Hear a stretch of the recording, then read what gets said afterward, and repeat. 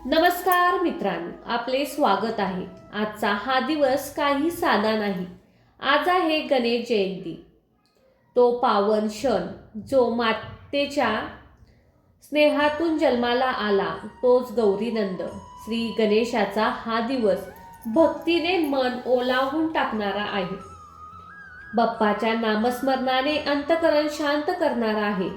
मित्रांनो, गणेश जन्मात कथा ही वेगळी कथा नाही, तर ती अनुभवण्यासाठी गोष्ट आहे. ही कथा ऐकताना मन आपोआप निर्मळ होते, नकारात्मकता दूर होते आणि आपल्या आयुष्यात बाप्पाच्या मायेची छाया पसरते. म्हणून आज ही कथा ऐकताना डोळे बंद करा, मन शांत करा, कारण आज तुम्ही फक्त कथा ऐकणार नाहीत, बाप्पाची देवी अनुभव ऐकणार आहात. पण कथा सुरू करण्यापूर्वी एक छोटीशी विनंती आहे की या व्हिडिओला लाईक करा आणि या चॅनेलला सबस्क्राईब करा आणि कमेंटमध्ये श्री गणेशाय नमः नक्कीच लिहा. चला तर मग मित्रांनो, आता वेळ झाली आहे त्या पवित्र, भक्तिमय आणि दिव्य प्रवासाला सुरुवात करण्याची. श्री गणेश कैलास पर्वताच्या पवित्र डोंगरांमध्ये भगवान शिव आणि माता पार्वती यांच्या निवासस्थान होते. लग्नानंतर शिव जेव्हा आपल्या तपस्येसाठी आणि भटकंतीतून परत येत असतात, तेव्हा त्यांच्या आजूबाजूला नदी, भोंगे आणि अनेक गणांची गर्दी असते.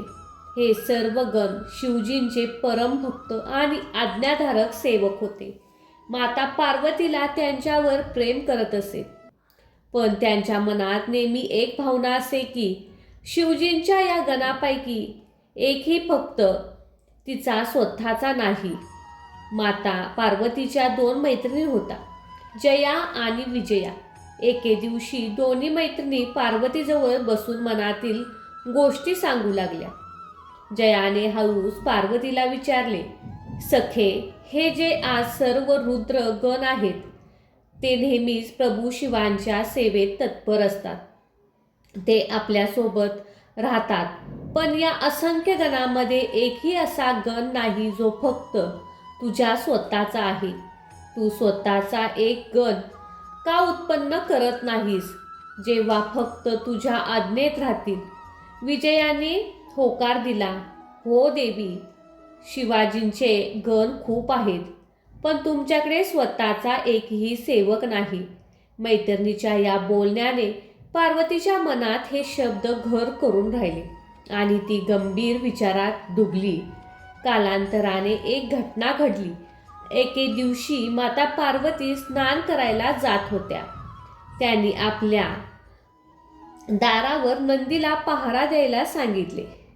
नंतर पार्वती स्नानगृहात गेल्या आणि आपल्या सुगंधी उटण्याने स्नान करू लागल्या.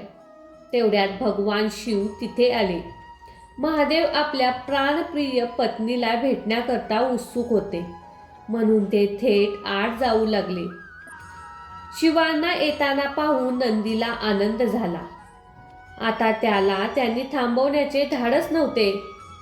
शिव आत गेला आणि त्याच वेळी माता पार्वती वस्त्रहीन अवस्थेत स्नान करत होत्या. अनपेक्षितपणे शिवजींना समोर पाहून पार्वती खूप लज्जित आणि दुःखी झाली. तिने लवकरात लवकर स्वतःला झाकून घेतले आणि शिवजींना थांबायला सांगितले. त्या क्षणी पार्वतीच्या मनात खूप वेदना झाली की नंदी जी आज्ञा पाळली नाही, कारण तो शेवटी शिवजींचा गण होता. तो फक्त शिवजींचीच आज्ञा पाळणार. मैत्रिणी जया विजयांचे बोलणे तिला पुन्हा आठवले. पार्वतीच्या मनात ठरवले की तिला आपण एक विश्वासू सेवक पाहिजे, जो फक्त तिच्यासाठी आणि तिच्या हितासाठी समर्पित असेल. आता तिला याबाबत काही शंका राहिली नाही की असा सेवक तिला स्वतःच तयार करावा लागेल. स्नानानंतर माता पार्वतीने आपल्या शरीराला लावलेली हळद, चंदनाचे उटणे गोळा केले. त्या सुगंधित उटण्याचा प्रत्येक कणात आपल्या ममत्मय कल्पनेने तिने एक बालकाची मूर्ती बनवायला सुरुवात केली. पार्वतीच्या कोमल हाताने हळूवार त्या मातीला जीवनदान देणारा स्पर्श देत होती. एक सड्डूल बालकाचे रूप दिले. मूर्ती तयार झाल्यावर मातेने तिला पहिले बालक खूप सुंदर होते. शुभ लक्षणायुक्त याचे रूप दिव्य तेजाने चमकत होते. जणू त्या स्वतः पार्वतीच्या तेजाचा अंश सामावला होता.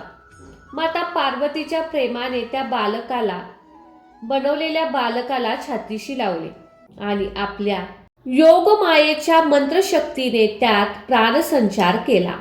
डोळे उघडताच त्या बालकाचे चैतन्य रूप पहिला श्वास घेतला आणि समोर साक्षात माता पार्वतीला पाहून हात जोडून नमस्कार केला. माता पार्वतीच्या डोळ्यात ममत्वेचे अश्रू आले. तिने बालकाच्या मस्तकावर चुंबन घेतले, आशीर्वाद दिला आणि प्रेमाने म्हटले, माझ्या मुला, आजपासून तू माझा मुलगा आहेस. जगात तुझ्याशिवाय माझ्याशिवाय कोणीही प्रिय नाही. यानंतर मातेने आपल्या हाताने त्या बालकाला सुंदर वस्त्रे व दागिने घातले. गळ्यात एक छोटा हार घातला. हातात एक मजबूत दंडही दिला. पार्वतीने त्याला प्रेमाने आपल्या गळ्याला लावले आणि मनात समाधान अनुभवले. आता तिला तिचा सार्थ अधिकार पुत्र मिळाला होता. काही कालानंतर एके दिवशी माता पार्वती आपल्या मुलाच्या प्रेमाने बोलवले आणि म्हटली, मुला, मी स्नान करायला जात आहे. तोपर्यंत तू दारावर पहारा दे. लक्षात ठेव, माझ्या परवानगीशिवाय कोणीही आत येऊ नये. बालकाने छाती डुंबली, मन हलवली आणि दिलेला दंड जमिनीवर टेकून तो पहारेदारी करू लागला. माता पार्वती निर्धास्त होऊन आपल्या मैत्रीसोबत अनंतपुरात स्नानासाठी निघून गेली. इकडे भगवान शंकरांना पार्वतीला भेटून बराच वेळ झाला होता. त्यांना आपल्या अर्धांगिनीची आठवण आली आणि ते उत्सुक होऊन त्या दिशेने निघाले. शिव जेव्हा आपल्या घराच्या दारापाशी पोचले तेव्हा त्यांनी पाहिले की एक लहान मुलगा दाराबाहेर पहारा देत आहे. तो तेजस्वी बालक उत्साहाने भरलेला दिसत होता. हातात दंड घेऊन दारावर स्थिर उभा होता. शिवजींनी जवळ येऊन प्रेमाने म्हटले, मुला, मला आत जायचं आहे. रस्ता दे. मला पार्वतीकडे जायचं आहे. पुत्राने आपली भुवई उंचवून दृढ स्वरात उत्तर दिले, क्षमा करा, माताजी आत स्नान करत आहेत. त्यांनी मला पहारा द्यायला सांगितले आहे आणि म्हणून मातेच्या परवानगीशिवाय मी तुम्हाला आत जाऊ देऊ शकत नाही. भगवान शिव आपल्या पत्नीच्या या नवीन द्वारपाल म्हणजेच त्या मुलाला ओळखू शकले नाही. त्यांनी पुन्हा समजून सांगितले, मुला, मी शिव आहे, पार्वतीचा पती आहे. हे माझे घर आहे. मला आत जाऊन दे. पण ते बालक आपल्या मतावर ठाम होते. त्याने 2 पावले पुढे जाऊन आपला दंड आडवा धरत म्हटले, माझ्या मातेचा आदेश दिला आहे की तिच्या परवानगीशिवाय कोणीही आत जाऊ नये. मग तुम्ही स्वतः शिव असला तरी मी माझे कर्तव्य सोडू शकत नाही. हे ऐकून महादेवाची भुवई ताणली.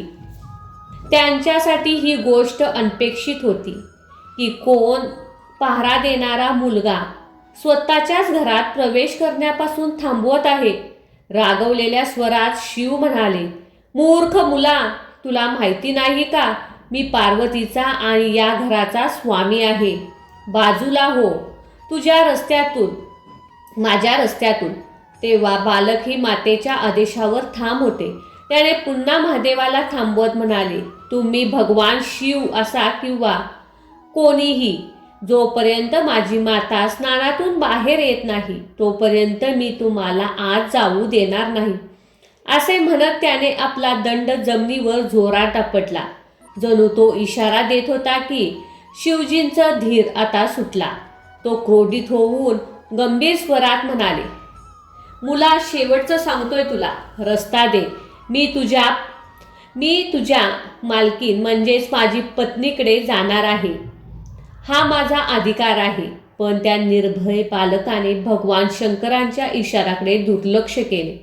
त्याने स्पष्ट उत्तर दिले, मला क्षमा करा, पण मी आई पार्वतीच्या आज्ञेविरुद्ध एकही पाऊल मागे हटणार नाही. तुम्ही परत जा. आता जे बालक आणि शिव समोरासमोर उभे होते. बालकाचा दृढ निश्चयाने महादेवांना राग आणखीन वाढला. परिस्थिती गंभीर झाली.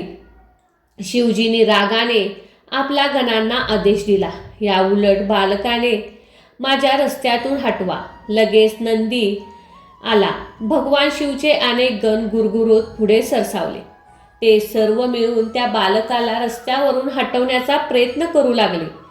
एका बाजूला नंदीने बालकाचा हात पकडण्याचा प्रयत्न केला, तर दुसऱ्या बाजूने भिंगरीने त्याचा दंड हिसकावून घेण्याचा प्रयत्न केला. पार्वती पुत्र खूप बलवान होते. त्याने चपळाईने आपला हात सोडवला आणि दंड फिरकावून नंदी भिंगरी दोघांनाही मागे ढकलले. बालकाच्या प्रवाहाने शिवजींच्या गणांना राग विस्कटली. त्यामुळे जवळ येण्याचा प्रयत्न केला. तो त्या बालकावर जोरदार हल्ल्याने जखमी होऊन पडला. लवकरच शिवजींनी सर्व मुख्य गण पराभूत होऊन मागे हटले. या अनपेक्षित पराभवाने शिवजींचे गण आश्चर्यचकित झाले. हा अद्भुत शक्तिशाली बालक कोण आहे आणि एकट्याने सर्व गणांना हलवले हे कोणालाही समजत नव्हते. स्वतः भगवान शिवही काही काळ आश्चर्यचकित झाले. पण क्षणात त्यांचा राग पुन्हा भडकला. ते गर्जना करत त्रिशूल उचलला आणि युद्धाची घोषणा केली. शिवजींची गर्जना दूरवर घुमली. नारद मुनी आकाशातून ही घटना पाहत होते. परिस्थितीचे गांभीर्य पाहून ते लगेच देवलोकात पोचले आणि विष्णू आणि इंद्र यांच्यासह सर्व देवतांना तिथे येण्याची विनंती केली. इकडे भगवान शिवांच्या रागाचे पूर्ण कैलास पर्वतावर परिसर थरथर लागला होता. माता पार्वती अजूनही स्नानगृहात होत्या, पण बाहेरचा कलकलाट ऐकून त्या सावध झाल्या. आपल्या एका मैत्रिणीला दाराकडे पाठवून बाहेर काय घडते आहे ते जाणून घ्यायला सांगितले. तोवर देवांची संपूर्ण सेना तेथे एकत्र झाली. स्वतः देवराज इंद्र आपल्या ऐरावत हत्तीवर बसून आपल्या सेनेसह शिवांना मदतीला पोचले. ब्रह्म, विष्णू, कार्तिकेय सर्वांनी येऊन शिवजींना नमस्कार केला आणि युद्धासाठी तयार झाले. भगवान शिवाच्या इशाऱ्यावर देवानी आणि गणांनी मिळून त्या बालकाच्या चारही बाजूनी घेरले. तो लहान बालक तरीही निर्भीडपणे होता. तो सिंहासारखी गर्जना करून म्हणाला, आये हिम्मत तर पुढे या. त्याच्या शरीरातील दिव्य तेजस्वी प्रभा पसरत होती. खरं तर तो मातेच्या पार्वतीचे तेज होते, जो पुत्राच्या संरक्षणासाठी ऊर्जेच्या रूपात त्याच्या चारही बाजूने फिरत होती. कोणाला दिसो वा न दिसो तिथे एक अदृश्य शक्ती त्या बालकाचे रक्षण करत होती. काही देवांनी डोळे चोळून पाहिले तर जणू एक महाकाली स्वरूप भगवती त्या बालकाच्या मागे उभी होती. त्याच्यावर सोडलेली शस्त्रे तो हसत हसत गिळत होता आणि सर्व माता पार्वतीच्या रुद्रशक्तीच होत्या, ज्या पुत्राच्या संकटात प्रकट झाल्या होत्या. युद्ध सुरू झाले. देवानी आपली दिव्य शस्त्रे बालकावर सोडण्यास सुरुवात केली. इंद्राने व्रज सोडला, अग्निदेवाने अग्निबाण सोडला, वरुण देवाने जलांधर सोडले, कार्तिकेने भाला सोडला. तेवढ्यात भोलेनाथांनी स्वतः धनुष्य उचलले आणि बाळावर वर्षाव केला. आकाशात असंख्य अस्त्रशस्त्रांचा चमकण्याने दिवसही जणू रात्रीसारखा झाला होता. परंतु आश्चर्य, त्या असंख्य अस्त्रापैकी एकही बालकाला जखमी करू शकले नाही. माता पार्वतीच्या दिव्य शक्तीच्या कवचावर अधून सर्व शस्त्रे निरुपयोगी ठरत होती, वाटेतच नष्ट होत होती. तो बालक एकटा सर्वांमध्ये उभा राहून सर्वांना हरवत होता. देवाच्या सैन्यांना अहंकार माजला असा अद्भुत समग्र कोणीही कधी पाहिला नव्हता. स्वतः इंद्र, वायू, कुबेर इत्यादी देवही बालकांच्या प्रवाहाने व्याकुळ झाले. जेव्हा सर्व देव अपयशी होऊ लागले तेव्हा श्रीहरी विष्णूने शिवजींना जवळ घेऊन म्हटले, प्रभू, या बालकाला फसवल्याशिवाय ठरवणे कठीण आहे. यात माता शक्तीचे अपरिमित बल सामावले आहे. आपल्याला काही विशेष उपाय करावा लागेल. शिवजींनी गंभीर मुद्रेने सहमती दिली. तेव्हा विष्णूंनी आपल्या सुदर्शन चक्राच्या मायेने अनेक भ्रम निर्माण करून बालकाला गोंधळात पाडण्याचा प्रयत्न केला. काही ते समोर आपली शेकडो विभाजित रूपे दाखवली, तर कधी अदृश्य होऊन वेगवेगळे प्रहार करू लागले. त्या बालकाला मायावी छायावर प्रहार करायला सुरुवात केली, पण विष्णूमुळे त्याला क्षणभर भ्रम झाला. त्या क्षणी शिवजींनी संधी सांडली. त्रिकाळदर्शिनी महादेवांना समजले होते की आता विलंब न करता अंतिम वार करायला हवा, नाहीतर पुढं संधी मिळणार नाही. जसा बालकाचे लक्ष क्षणभर विचलित झाले, भगवान शंकरांनी आपला त्रिशूल पूर्ण शक्तीने फिरवून बालकाच्या दिशेने सोडला. डोळे मिटायच्या अवधीही न लागता त्रिशूलाचा विजय सारखा चमकत आला आणि त्या निष्पाप बालकाची मान छाटून गेला. एखादी वेदनादायक किंचाळी बाहेर येऊ शकली नाही. पुढच्या क्षणी बालकाचे मस्तक कापून दूर पडले. त्याचे निष्प्राण शरीर धडकन जमिनीवर पडले आणि त्याच्या शरीरातून रक्ताची धार जमिनीवर वाहू लागली. क्षणभर आधीपर्यंत पूर्ण धैर्याने उभा असलेला तो बालक आता निर्जीव पडला होता. युद्धभूमीवर अचानक शांतता पसरली. इंद्र आणि सर्व देवगण जिथे होते तिथेच थांबले. शिवजीही गण आश्चर्य आणि भीतीने स्तब्ध झाले. कोणाच्याही तोंडातून एक शब्दही निघत नव्हता. भगवान शिव त्यांच्या पायाजवळ पार्वती पुत्राचे धड निष्प्राण पडले होते आणि काही अंतरावर त्याचे मस्तक रक्ताने भरलेले मातीत उलटे पडले होते. काही क्षणातच ही हंकाराची बातमी माता पार्वतीपर्यंत पोहोचली. जसे तिला कळाले की तिच्या लाडक्या मुलाचा वध झाला आहे, तसे तिच्या पायाखालची जमीन सरकली. पार्वतीने अर्धवस्त्र अवस्थेत भिजलेल्या कपड्यासह स्नानगृहातून बाहेर धावत घेतली. बाहेर आल्यावर तिला ते अदृश्य पाहिले. ते पाहून तिचे डोळे विस्फारले.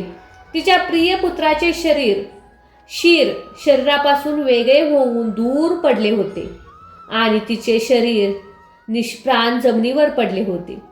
सर्वत्र रक्त पसरले होते आणि स्तब्ध शांतता पसरली होती. त्या क्षणी माता पार्वतीच्या हृदयात जणू वज्रपात झाला. पार्वती विलाप करत आपल्या मुलाचे शरीर जवळ घेत जमिनीवर बसली आणि त्याचे रक्ताबंब शरीर मांडीवर घेऊन आक्रोश करू लागली. ती शुद्ध हरपल्यासारखी रडत होती. हाय, माझ्या बाळाचे हे काय झाले? कोणी माझ्या निर्दोष मुलाला मारले? तिची करुणा आक्रोशाने त्रिलोक्यात एकच शोक तरंगत पसरला. सृष्टीची आदिशक्ती एका असहाय्य दुःखात जात होती. बघता बघता पार्वतीच्या दुःखाने भयान रूप घेतले. तिच्या डोळ्यातील करुणेचे अश्रू आता धगधगत्या अंगारासारखे बदलू लागले. रडणारी बिलगणारी पार्वती अचानक स्थिर झाली. तिने मुलाचा मृतदेह हलका जमिनीवर ठेवला आणि गंभीर स्वरात म्हणाली, माझ्या बाळा, आता तुझे मारेकऱ्यांचा नाश करून मी थांबेन. यानंतर माता उभ्या राहिल्या.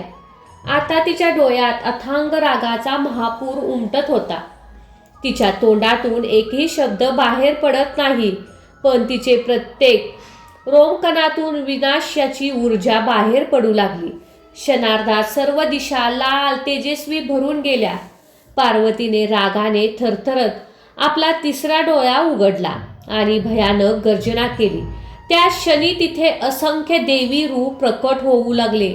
भयान रूपाची काली चांडिका, भैरवी, दुर्गा यासारख्या असंख्य देवी माता पार्वतीच्या क्रोधातून उत्पन्न झाल्या.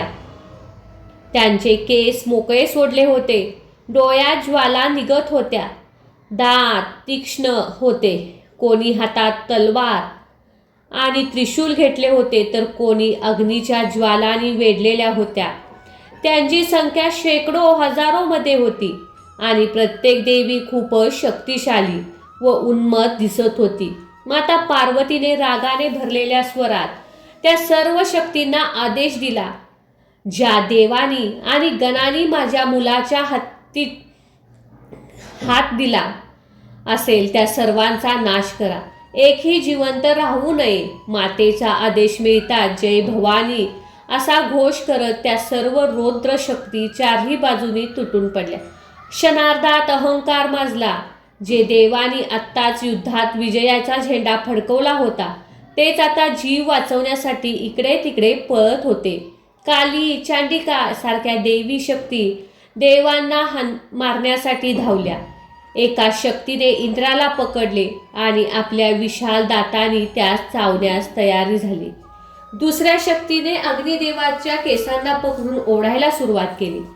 कोण शक्ती वायुदेवाचा गळा दाबून धरत होती, तर कोणी वरुण देवाला आपल्या जिभेने लोपाटून घेत होती. शिवजींचे गण या प्रचंड शक्तीच्या हल्ल्याने त्रस्त झाले होते.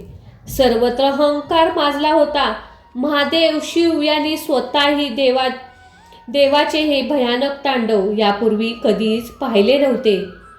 ज्या माता पार्वतीला ते नेहमी सुख आणि शांतीची मूर्ती मानत होते, ती आता जगदंबेचे रूप पाहून त्रिलोकी थरारली. आता स्वतः विश्वाचे पालन करता विष्णू आणि सृष्टीकर्ता ब्रह्मालाही भीती वाटू लागली की जर लवकर काही केले नाही तर संपूर्ण सृष्टी एका क्षणात नष्ट होईल. काही मार्ग न दिसल्याने सर्व देव आणि ऋषीगण मिळून माता पार्वतीला शरण गेले. ते दुरूनच हात जोडून विनवणी करू लागले, हे जगतजननी कृपा करा. देवी आपला राग शांत करा. स्वतः ब्रह्मा विष्णू पुढे होत स्तुती केली, हे आदिशक्ती जगदंबे, संपूर्ण ब्रह्मांड तुमची संतती आहे. तुम्ही सृष्टीजननी आणि सहारणी आहात.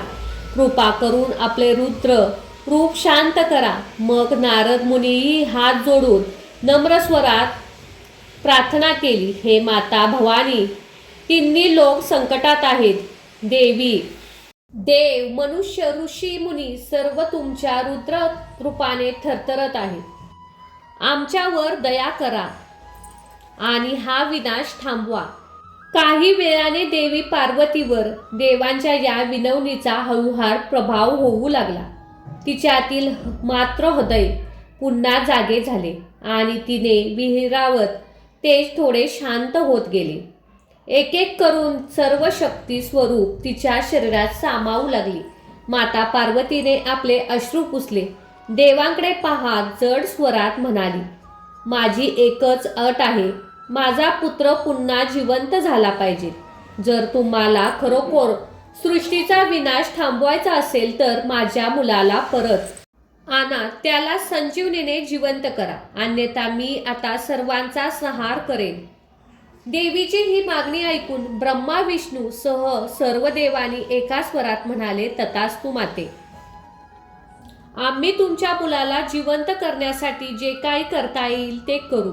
कृपया आपण शांत व्हा. देवी पार्वतीने आपल्या प्रलयकाली राग थांबवला आणि पुत्रविनयोग व्याकुळ होऊन जमिनीवर कोसळ्यासारखी बसली. ब्रह्मा विष्णू आणि शिव लगेच कामाला लागले. महादेवानी आज्ञा दिली, उत्तर दिशेला जा आणि जो पहिला जीव दिसेल त्याचे शिर घेऊन या. या देवांच्या पथकाने वेळ न घालवता उत्तरेकडे दिशेकडे धाव घेतली. जास्त दूर गेले नव्हते तेव्हा एका जंगलात त्यांना एक विशाल हत्ती दिसला. तो एकटा उभा राहून स्वच्छ हवेचा आनंद घेत होता. त्या गणराजाच्या डोक्यावर फक्त एकच दात होता. दुसरा कदाचित आधीच त्या एखाद्या संघर्षात तुटला होता. देवानी सावधगिरीने मंत्र वाचून त्या हत्तीला निष्प्राण केले आणि क्षणार्धात त्याचे मस्तक वेगळे केले. हत्तीचा हा त्याग होता, कारण त्याच्या माध्यमातून देवी पुत्राला जीवन मिळणार होते. इकडे कैलासावर शिवजींनी पार्वती पुत्राचे धड तयार ठेवण्यास सांगितले. स्वतः महादेव विष्णू ब्रह्मा यांनी मिळून पवित्र पाण्याने त्या निर्जीव शरीराला स्नान घातले. मंत्र उपचार करून जीवनशक्तीचे आव्हान दिले. देव हत्तीचे कापलेले मस्तक घेऊन परतले आणि ते लगेचच बालकाच्या धडावर काळजीपूर्वक जोडले. ब्रह्मदेवानी वेद मंत्रांनी त्याच्या मस्तकाची प्रतिष्ठापना केली. विष्णूने अमृताचे काही थेंब शिंपडले. शिवजींनी आपल्या त्रिनेत्री शक्तीने त्या शरीराला स्पर्श करून आशीर्वाद दिला. क्षणभर शांतता पसरली. मग सर्वांनी पाहिले ते निर्जीव शरीर अचानक थरथरले. हत्तीचे जोडलेले मस्तक दिव्य प्रकाशाने चमकले आणि बालकाचे डोळे हलकेच उघडले. माता पार्वतीने जवळच अशा शंकेच्या मनस्थितीत थरथरत उभी होती. ते पाहून ती आनंदाने भरून गेली. तिने जय गणेश असा उद्धार करत धावत जाऊन आपल्या नवजीवित पुत्राला मिठी मारली. मातेचे हृदय आनंद अश्रूंनी ओथंबून गेले. आता त्या बालकाचे रूप बदलले होते. त्याचे शरीर मानवी बालकाचे होते, पण मुख हत्तीचे होते. लांब सोंड आणि मोठ्या पंखासारख्या कानासह हत्तीच्या चेहऱ्यावर त्या बालकाचे भोळेपण दिसत होते. तो गजमुख पाहून तिथे उभे असलेल्या देव विस्मयित झाले आणि त्याच वेळी आनंदित झाले, कारण मोठे संकट टळले होते. पार्वतीने भावविभोर होऊन आपल्या पुत्राच्या कपाळावर प्रेमाने सिंदूर लावले. आशीर्वाद देत म्हणाली, माझ्या बाळा, तू नेहमी सिंदुराने सुशोभित राहशील. जगभरातील लोक तुला प्रसन्न करण्यासाठी तुझ्या अंगावर सिंदूर अर्पण करतील. तुझ्यासोबत नेहमी सिद्धी आणि बुद्धी असेल. तू सर्व विघ्नांचा नाश करणारा विघ्नहर्ता बनशील. तेवढ्यात भगवान शंकरी पुढे आली.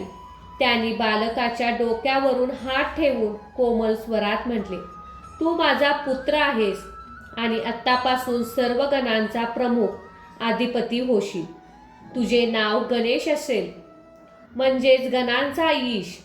विष्णू आणि ब्रह्मानेही आनंदाने बालकांना आशीर्वाद दिला.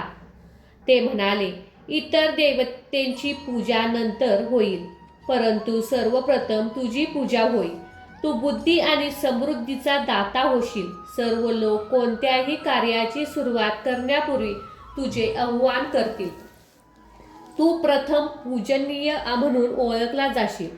तुझ्या वंदनेशिवाय कोणतेही शुभकार्य संपन्न होणार नाही. हे सर्व ऐकून देव आणि ऋषीमुनींनी बालकाचा जयघोष केला. जय गणेश, जय गणपती. देव स्वर्गातून फुलांचा वर्षाव होऊ लागली. सगळीकडे नगारे वाजू लागले. अप्सरा आनंदात नृत्य करू लागल्या. चारही बाजूनी आनंद पसरलेल्या देवी पार्वती आपल्या मुलाला गणेशाला कुशीत घेतला. भगवान शिवाकडे कृतज्ञ नजरेने पाहिले. शिवजींनी पार्वतीकडे आश्वासक नजरेने पाहिले. जणू ती म्हणत होती की आता हा बालक नेहमी सुरक्षित राहील.